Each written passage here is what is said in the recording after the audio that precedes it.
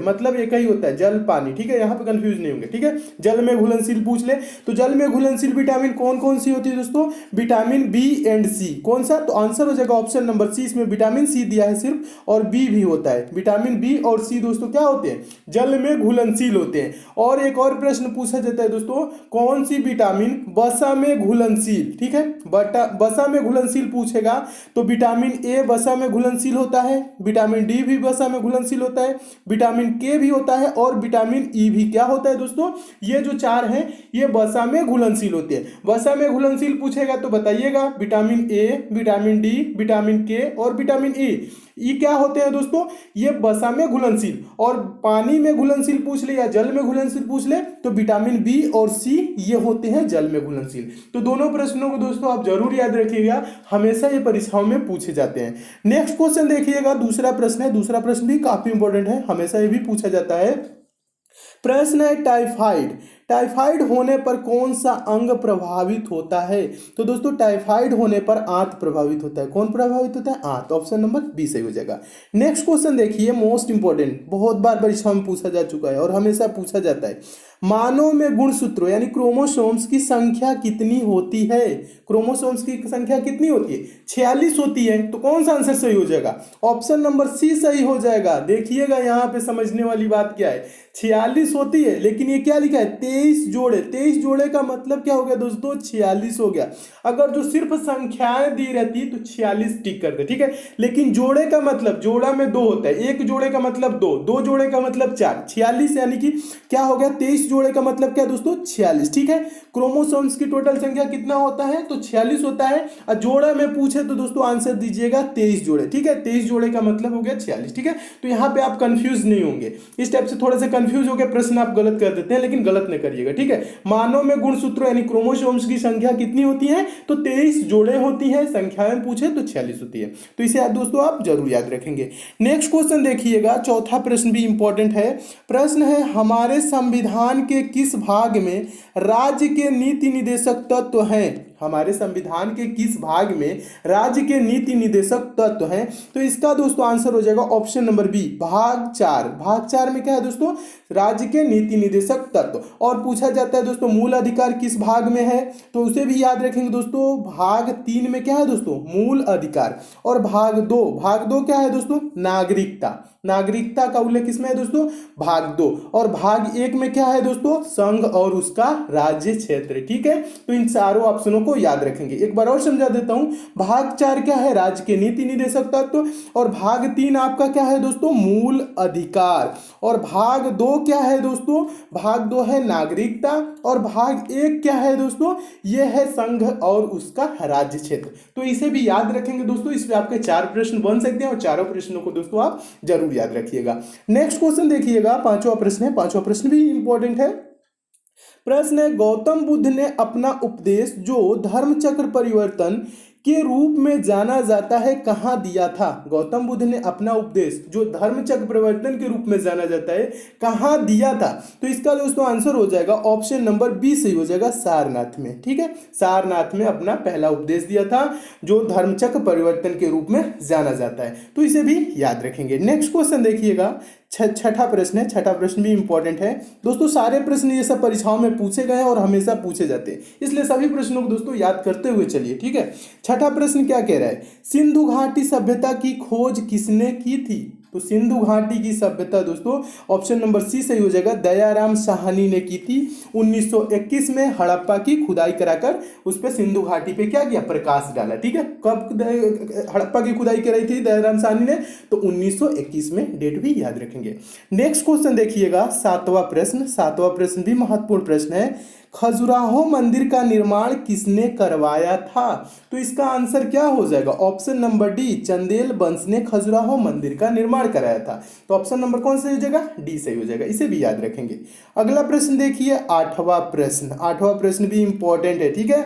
देखिए प्रश्न क्या कह रहा है, भारत और पाकिस्तान दो स्वतंत्र राज्य बनाए गए। भारत और पाकिस्तान दो स्वतंत्र राज्य बनाए गए। शिमला सम्मेलन द्वारा, क्रिप्स प्रस्ताव द्वारा, कैबिनेट मिशन प्लान द्वारा, भारतीय स्वतंत्रता अधिनियम द्वारा।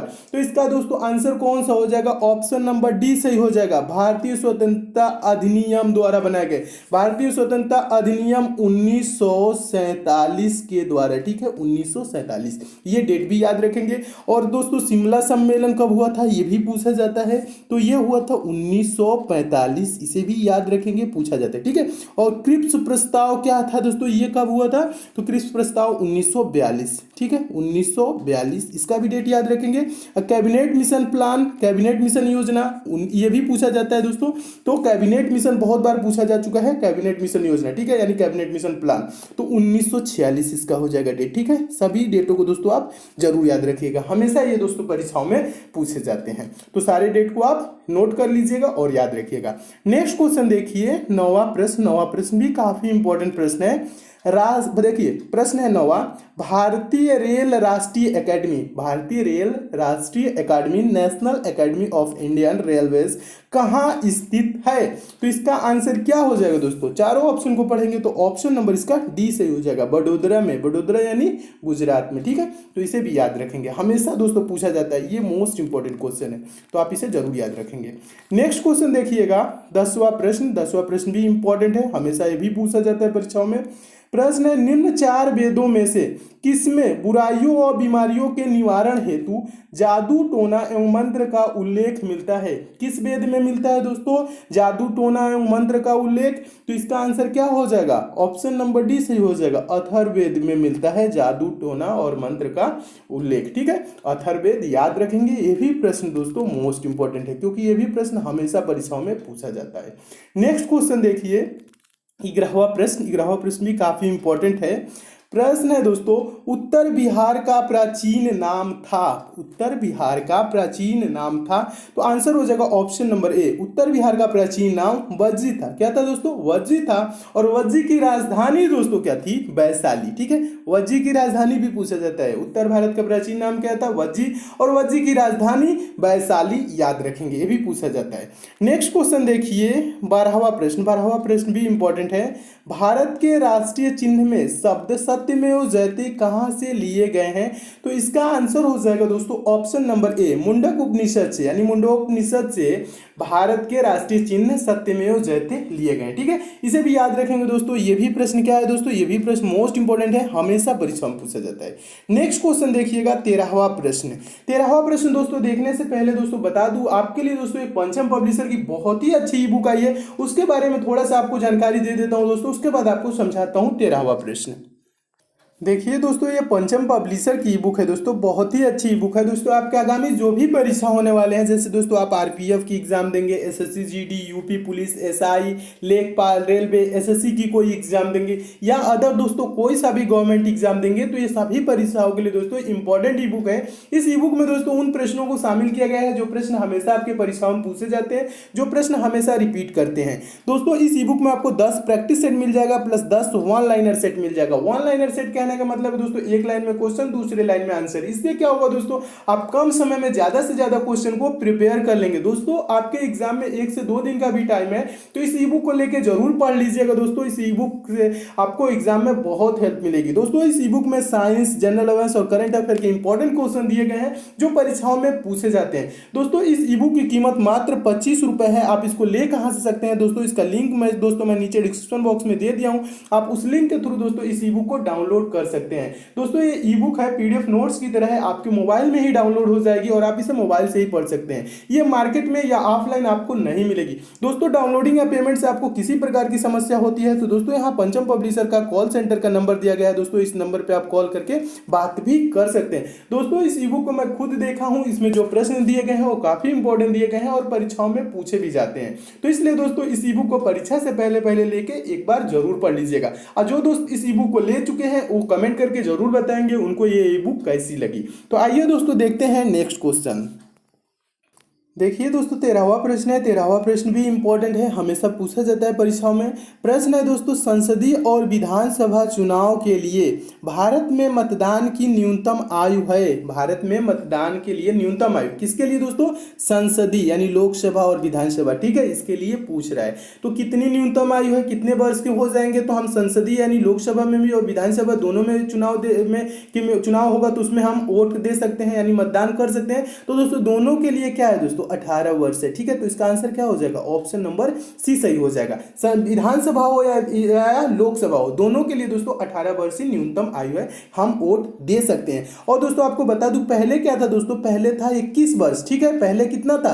21 वर्ष के जब होते थे तब हम मतदान कर सकते थे, लेकिन 21 से क्या कर दिया गया दोस्तों? 18 कर दिया गया। कब किया गया दोस्तों? 61वें संविधान संशोधन के तहत। यह प्रश्न पूछा जाता है दोस्तों, हमेशा पूछा जाता है कि किस संविधान संशोधन के तहत मतदाता की आयु 21 से 28 कर दी गई। तो आंसर याद रखेंगे दोस्तों, 61वें संविधान संशोधन के तहत मतदाता की आयु 21 वर्ष से घटाकर 18 वर्ष कर दी गई। तो इसका आंसर क्या हो जाएगा? ऑप्शन नंबर सी सही हो जाएगा। तो आप इसे जरूर याद रखेंगे। नेक्स्ट क्वेश्चन देखिएगा दोस्तों, 14वां प्रश्न है, पूछा गया प्रश्न है जय हिंद का नारा किसने दिया था? जय हिंद का नारा किसने दिया था? सुभाष चंद्र बोस जी ने दिया था। तो आंसर कौन सा हो जाएगा दोस्तों? Option number C, SC Bose लिखा है, यहाँ पे कंफ्यूज हो सकते हैं आप। एससी बोस का मतलब यस से सुभाष, सी से क्या हो जाएगा? चंद्र, अब बोस से, ठीक है, बोस तो दिया ही है, ठीक है। एससी बोस का मतलब सुभाष चंद्र बोस जी ने, ठीक है, जय हिंद का नारा दिया था। ये नारा भी पूछा गया प्रश्न है। अगला क्वेश्चन देखिए, 15वां प्रश्न। 15वां प्रश्न है, निम्नलिखित राज्यों में से किसका अपना संविधान है? तो आंसर हो जाएगा option number A, Jammu Kashmir का। दोस्तों जम्मू कश्मीर का एक अपना संविधान है। और यह भी पूछा जाता है दोस्तों, जम्मू कश्मीर को किस अनुच्छेद के तहत विशेष राज्य का दर्जा दिया गया है? तो अनुच्छेद 300 कौन सा है दोस्तों? 370 है। कौन सा है दोस्तों? अनुच्छेद 370 के तहत जम्मू कश्मीर को विशेष राज्य का दर्जा दिया गया है, ठीक है। तो इसका भी आंसर याद रखेंगे, यह भी पूछा जाता है। नेक्स्ट क्वेश्चन देखिएगा दोस्तों, 16वां प्रश्न है। 16वां प्रश्न भी काफी इंपॉर्टेंट है। लोधी वंश की स्थापना करने वाला बहलोल लोधी था। लोधी वंश की स्थापना करने वाला बहलोल लोधी था। तो कहाँ का था दोस्तों? तो इसका आंसर कौन सा हो जाएगा? ऑप्शन नंबर बी सही हो जाएगा, अफगान का था। बहलोल लोधी कहाँ का था? अफगान का था। इसे भी याद रखेंगे। नेक्स्ट क्वेश्चन मोस्ट इंपॉर्टेंट प्रश्न, और हमेशा दोस्तों ये प्रश्न पूछा जाता है परीक्षाओं में, बार बार पूछा जाने वाला प्रश्न है। राज्यसभा के लिए 1/3 सदस्य रिटायर होते हैं। तो इसका आंसर हो जाएगा प्रत्येक दूसरे वर्ष। प्रत्येक दूसरे वर्ष क्या होते हैं? राज्यसभा के 1/3 सदस्य रिटायर होते हैं। तो इसे भी दोस्तों याद रखेंगे, हमेशा पूछा जाने वाला प्रश्न है। नेक्स्ट क्वेश्चन देखिएगा, अगला प्रश्न क्या है दोस्तों? अगला 18वां प्रश्न है। प्रश्न है, उस्ताद अमजद अली खां का नाम निम्न में से किस संगीत वाद्य यंत्र के साथ जुड़ा हुआ है? ठीक है, उस्ताद अमजद अली का खान, ठीक है, उस्ताद अमजद अली खान का नाम पूछ रहे हैं ना। तो इसका दोस्तों आंसर हो जाएगा 18 का ऑप्शन नंबर सी सही हो जाएगा, सरोद। ये क्या थे दोस्तों? सरोद वादक थे। और दोस्तों इससे रिलेटेड एक और प्रश्न पूछा जाता है दोस्तों, आपको बता दूं, हरिप्रसाद चौरसिया। हरिप्रसाद चौरसिया किस वाद्य यंत्र से जुड़े हुए हैं? ये इसका भी आंसर दोस्तों याद रखेंगे, बांसुरी। हरिप्रसाद चौरसिया क्या बजाते हैं? बांसुरी, ठीक है। हरिप्रसाद चौरसिया के नाम कभी भी दोस्तों आए तो बांसुरी याद रखेंगे, क्योंकि हरिप्रसाद चौरसिया और उस्ताद अमजद अली खान ये बार बार परीक्षाओं में प्रश्न पूछे जाते हैं। तो इसे दोस्तों दोनों प्रश्नों को याद रखेंगे। उस्ताद अमजद अली खान क्या है? सरोद वादक, और हरिप्रसाद चौरसिया बांसुरी वादक, ठीक है, दोनों को याद रखेंगे। नेक्स्ट क्वेश्चन देखिएगा दोस्तों, अगला प्रश्न है 19वां प्रश्न। 19वां प्रश्न देखने से पहले दोस्तों आपको बता दूं दोस्तों, अगर आप मैथ्स में वीक हैं, मैथ बेसिक से, जीरो लेवल से और चैप्टर वाइज दोस्तों पढ़ना चाहते हैं, तो आपके लिए दोस्तों मैं एक चैनल बनाया हूं जिसका लिंक दोस्तों मैं नीचे डिस्क्रिप्शन बॉक्स में दे दिया हूं। दोस्तों आप उस चैनल पर जाइए, चैनल को सब्सक्राइब कर लीजिए, नोटिफिकेशन बेल को ऑन कर लीजिए, जहां पे दोस्तों मैं मैथ बेसिक से और चैप्टर वाइज पढ़ा रहा हूं। दोस्तों आप मैथ में कितना हो कमजोर है तो आप टेंशन लेने की आपको बिल्कुल भी जरूरत नहीं है, क्योंकि दोस्तों मैं वहां पे एकदम जीरो लेवल से एकदम अच्छे से पढ़ा रहा हूं। और कुछ दिनों के बाद दोस्तों जब वहां आपकी मैथ कंप्लीट हो जाएगी दोस्तों, आप किसी भी एग्जाम में बैठेंगे तो आप मैथ के प्रश्नों को बिना पेन उठाए सेकंडों में सॉल्व करने लगेंगे। ये मैं आपको दोस्तों विश्वास दिलाता हूं। आपको थोड़ी सी भी मैथ में प्रॉब्लम होती है तो आप उस चैनल पे जरूर जाइए, जिसका लिंक दोस्तों मैं नीचे डिस्क्रिप्शन बॉक्स में दे दिया हूं। तो मैथ आपकी वहां से एकदम 100% ठीक हो जाएगी, ठीक है दोस्तों। तो मैथ में प्रॉब्लम होती है तो उस चैनल पे जरूर जाएं। नेक्स्ट क्वेश्चन देखिए दोस्तों, 19वां प्रश्न है। 19वां प्रश्न हमेशा पूछा जाता है, पृथ्वी दिवस यानी कि अर्थ डे मनाया जाता है? किस तिथि को मनाया जाता है? तो आंसर हो जाएगा ऑप्शन नंबर सी, प्रत्येक वर्ष 22 अप्रैल को पृथ्वी दिवस मनाया जाता है। और दोस्तों 1 जनवरी को क्या मनाया जाता है? नागालैंड दिवस। पूछा जाता है नागालैंड दिवस कब मनाया जाता है? तो 1 जनवरी को नागालैंड दिवस मनाया जाता है। नेक्स्ट क्वेश्चन देखिए, 20वां प्रश्न भी इंपॉर्टेंट है। प्रश्न है, निम्न में से कौन सा उपकरण नमी को नापने के लिए प्रयोग किया जाता है? नमी मतलब आर्द्रता को मापने के लिए क्या किस यंत्र का प्रयोग किया जाता है? तो इसका आंसर क्या हो जाएगा? ऑप्शन नंबर डी सही हो जाएगा, हाइग्रोमीटर का प्रयोग किया जाता है आर्द्रता यानी कि नमी को मापने के लिए। तो इसका भी आंसर याद रखेंगे। और ये प्रश्न दोस्तों मोस्ट इंपॉर्टेंट प्रश्न है, बार बार पूछा जाने वाला ये प्रश्न है, तो आप इसे जरूर याद रखेंगे। नेक्स्ट क्वेश्चन देखिएगा, अगला प्रश्न है 21वां प्रश्न, ये भी पूछा गया प्रश्न है। लोकसभा की प्रथम महिला स्पीकर है, लोकसभा की प्रथम महिला स्पीकर कौन है? तो आंसर हो जाएगा दोस्तों option number D, Meera Kumar. Meera Kumar क्या है दोस्तों? लोकसभा की प्रथम महिला स्पीकर, इनका नाम भी याद रखेंगे। नेक्स्ट क्वेश्चन देखिए, ये भी मोस्ट इंपॉर्टेंट प्रश्न, हमेशा पूछा जाने वाला प्रश्न है।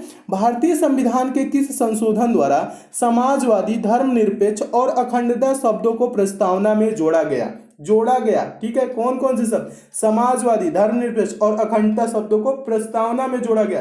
किस संविधान संशोधन के तहत? इसका आंसर क्या हो जाएगा? ऑप्शन नंबर सी सही हो जाएगा, 42वें संविधान संशोधन के तहत। 42वां संविधान संशोधन कहने का मतलब है 1976। ठीक है, 42वां संविधान संशोधन पूछा जाता है कब? तो 1976। और भारतीय संविधान में किस संशोधन के द्वारा समाजवादी, धर्मनिरपेक्ष और अखंडता शब्द जोड़े गए प्रस्तावना में? तो 42वें संविधान संशोधन 1976 के तहत। इसे भी याद रखेंगे, हमेशा पूछा जाता है। नेक्स्ट क्वेश्चन देखिए, आपका 23 नंबर प्रश्न है, इंपॉर्टेंट प्रश्न है। मानव में टार्सल हड्डी पाई जाती है, टार्सल हड्डी कहाँ पाई जाती है? तो इसका दोस्तों आंसर क्या हो जाएगा? ऑप्शन नंबर ए सही हो जाएगा, टखने यानी कि एंकल में पाई जाती है टार्सल हड्डी। ठीक है, तो इसे भी याद रखेंगे, ये भी प्रश्न पूछा गया है। नेक्स्ट क्वेश्चन देखिए, मोस्ट इंपॉर्टेंट प्रश्न और हमेशा दोस्तों ये परीक्षाओं में पूछा जाने वाला प्रश्न है, तो आप इसे जरूर याद रखेंगे। प्रश्न क्या कह रहा है? गिर नेशनल पार्क निम्न में से किस राज्य में स्थित है? तो इसका आंसर क्या हो जाएगा? ऑप्शन नंबर ए सही हो जाएगा, गिर नेशनल पार्क गुजरात में स्थित है। और यह दोस्तों शेर, सांभर, सुअर, तेंदुआ के लिए प्रसिद्ध है। किसके लिए प्रसिद्ध है? शेर, सांभर, सुअर और तेंदुआ के लिए प्रसिद्ध है। नेक्स्ट क्वेश्चन देखिएगा, अगला प्रश्न है 25वां प्रश्न। 25वां प्रश्न काफी इंपॉर्टेंट है और यह भी प्रश्न क्या है दोस्तों? मोस्ट इंपॉर्टेंट है, क्योंकि यह भी प्रश्न बार बार परीक्षाओं में पूछा जाता है। देखिए प्रश्न है, संविधान सभा की अंतिम बैठक कब हुई थी? संविधान सभा की अंतिम बैठक कब हुई थी? आंसर हो जाएगा दोस्तों ऑप्शन नंबर ए, 24 जनवरी 1950 को संविधान सभा की अंतिम बैठक हुई थी। तो दोस्तों ये रहे आपके 25 मोस्ट इंपॉर्टेंट क्वेश्चन जो हमेशा परीक्षाओं में पूछे जाते हैं। दोस्तों इसमें और भी क्वेश्चन है, उसको मैं नेक्स्ट पार्ट में करा दूंगा। ठीक है दोस्तों, और आपको बता दोस्तों, अगर आपको इन सब प्रश्नों की पीडीएफ चाहिए, सारे वीडियो की लिंक एक जगह चाहिए, तो दोस्तों टेलीग्राम का लिंक दोस्तों मैं नीचे डिस्क्रिप्शन बॉक्स में दे दिया हूं। आप टेलीग्राम को दोस्तों जरूर ज्वाइन कर लीजिएगा, जहां पे दोस्तों मैं समय समय पे पीडीएफ भी देता रहता हूं और आपको सारे वीडियो की लिंक की नोटिफिकेशन